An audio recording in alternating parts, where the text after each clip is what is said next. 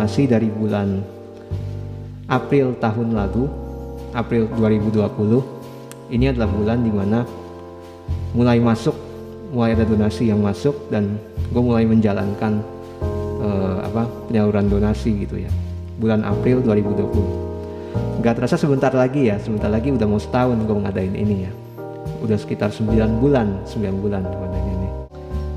Total jumlahnya total donasi sampai bulan Desember, sampai akhir Desember 2020 ya, sampai tanggal 31 itu sebesar 6.753.427 6.753.427 dengan sisa saldo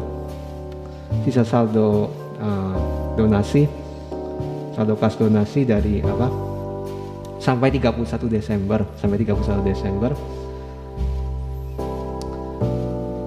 adalah 179.572.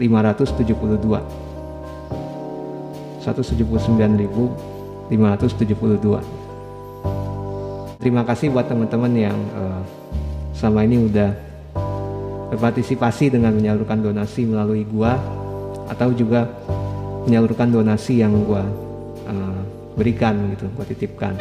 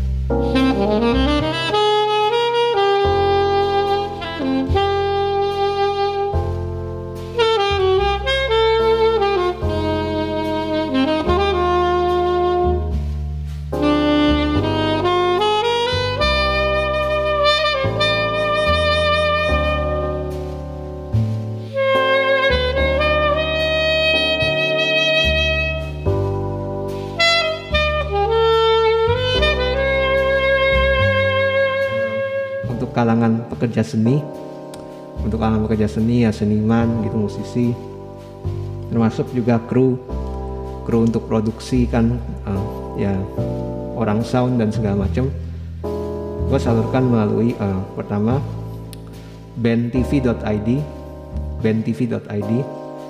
Mereka juga suka bikin live untuk ya membantu musisi, seniman, juga dengan mempromosikan UMKM dari mereka gitu, dari para seniman atau musisi yang juga berjuang di saat-saat kayak gini ya.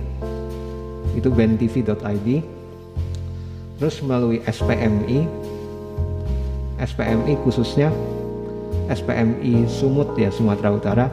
Karena kalau teman-teman ingat di sekitar gua agak lupa malah, kayak sekitar akhir November atau awal Desember kemarin itu ada banjir yang lumayan besar ya di Sumatera Utara sana,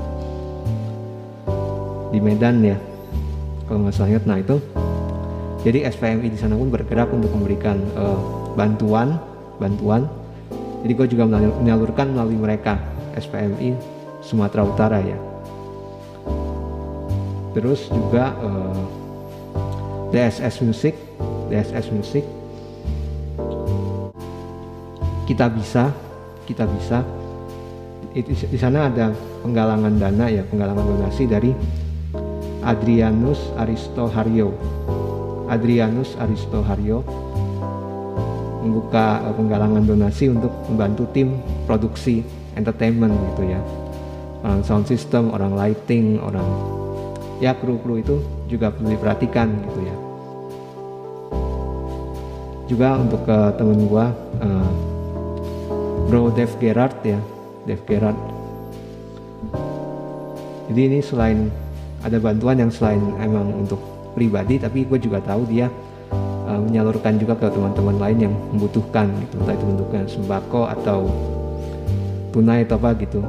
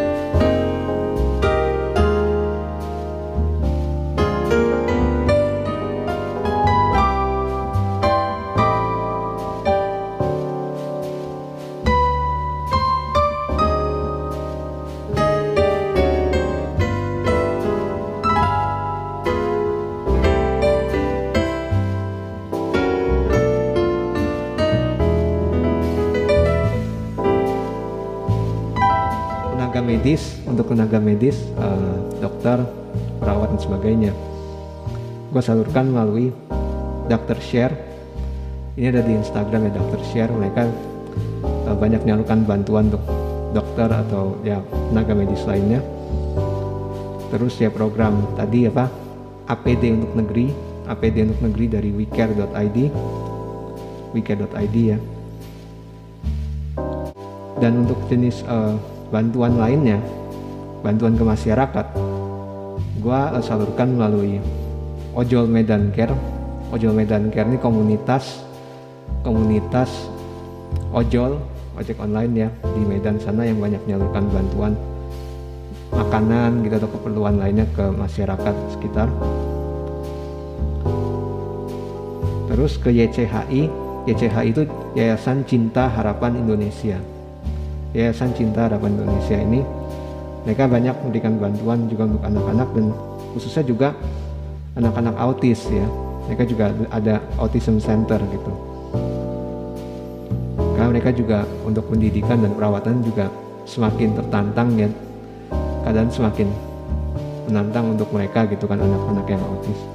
Gua sendiri pernah berapa tahun lalu pernah pengalaman dapat murid yang autis juga, jadi kurang lebih ada bayangan perjuangannya untuk ya merawat mereka dan ya bimbing mereka gitu, mendidik mereka.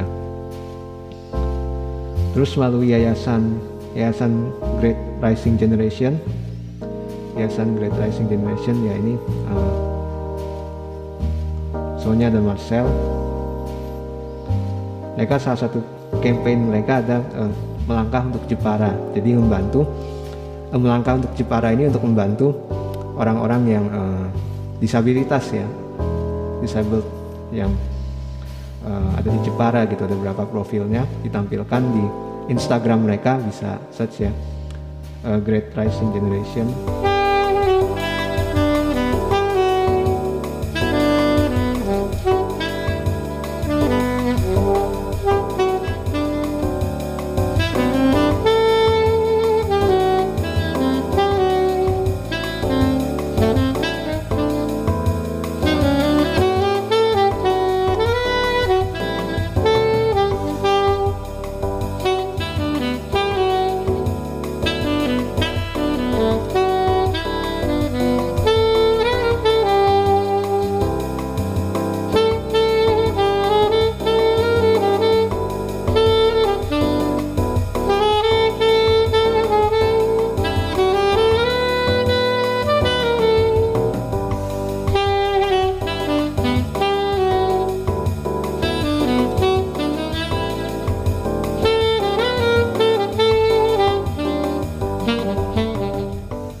tadi ada sama rasa underscore org ya.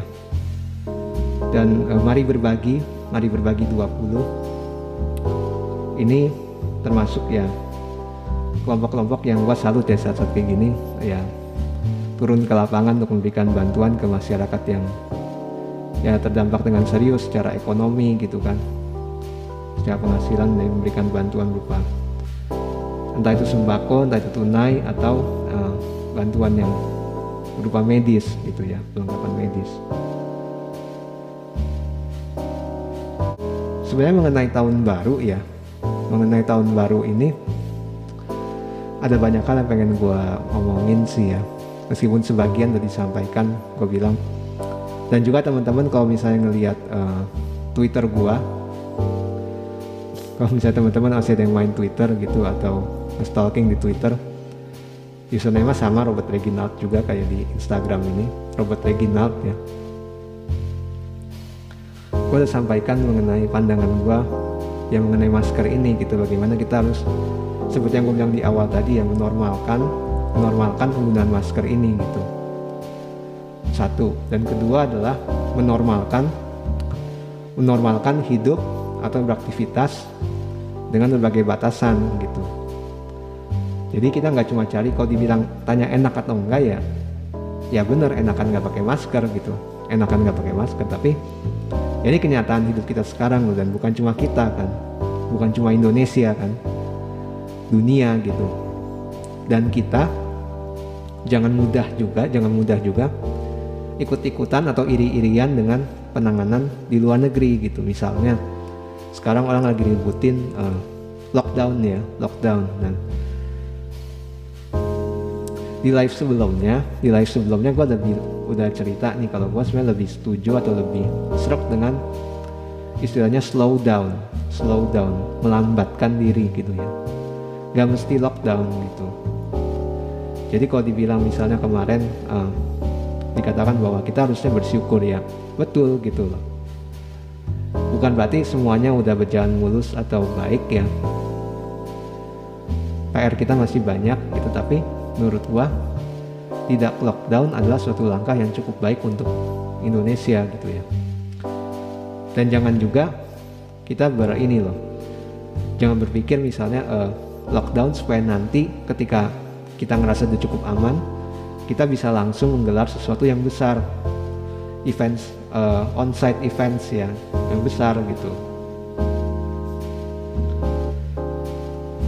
Seperti di beberapa negara, gue gak akan sebut ya, teman-teman bisa cari sendiri di berita-berita gitu, negara-negara mana aja yang udah menyelenggarakan kayak konser atau acara lainnya yang secara on-site dan besar-besaran gitu, orang bisa ribuan atau puluhan ribu bahkan